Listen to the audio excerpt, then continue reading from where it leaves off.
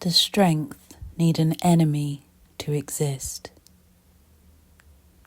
After Vikings conquered lands, burned cities, and carved their names into history, something unexpected happened. They didn't collapse because they were defeated. They collapsed because the world they needed to stay strong disappeared. And that raises a question most men avoid. Do we need resistance to feel alive? Do we need an enemy to define our courage, to sharpen our strength, to measure our honour? What happens when there is nothing left to fight? Most of the strength we admire is relational. It exists because there is danger, opposition, or conflict. The Vikings faced enemies everywhere. Kingdoms, armies, storms, winter itself. Their gods promised glory through struggle. Strength was external, visible, measured by impact. When the battlefield disappears, identity falters. The strongest warriors can feel weak in the absence of danger. They thrived on conflict because it gave their lives purpose, and without it, they became restless, unsteady, and fragile. This is where the Stoics step in. The Stoics saw men like the Vikings, powerful, fearless, and visible, and they noticed a problem. Strength that relies on external conflict is temporary, fragile.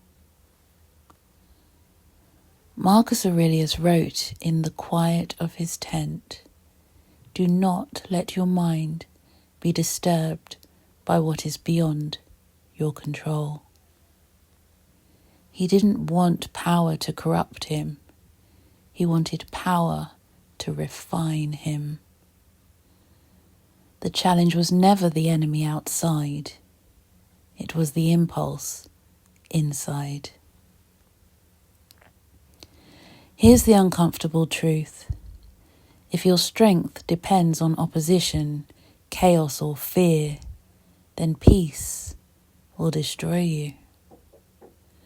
Victory leaves the battlefield empty. Glory fades, enemies disappear, and suddenly the man who thrived on conflict is adrift. The Stoic solution is radical. It says, relocate the battlefield, turn the enemy inward, face fear without fleeing, face desire without indulgence, face arrogance without surrender. This battle never ends. It cannot be won or lost by others. It is fought in silence, in patience, in self-command. This is how inner mastery outlasts conquest. This is why the Stoics endure in memory, while the Vikings are remembered for a flash of violence and vanished glory. And this applies to modern men. You may not face armies, but you face impulses, the urge to overreact, the urge to crave recognition, the urge to assert dominance without thought, the urge to let anger or fear dictate action. Without a framework, these impulses control you. They are the enemy you cannot avoid. And unlike the battlefield, you cannot walk away. Stoicism teaches you to build strength that survives peace. Strength that does not need applause, enemies, or victories to exist. Strength that is internal, deliberate and sovereign. Ask yourself honestly, if all external validation disappeared, if success, recognition, and challenge were stripped away, if there were no enemies left, would your strength remain? Would you still act with courage, integrity, and restraint? Would your honor survive when no one is watching? This is the question that separates men who endure from men who vanish. The Vikings conquered the world and faded. The Stoics conquered themselves and survived centuries later. So the next time you look at the strongest, loudest men, the warriors, the conquerors, the legends, remember this. Power without self-mastery is temporary.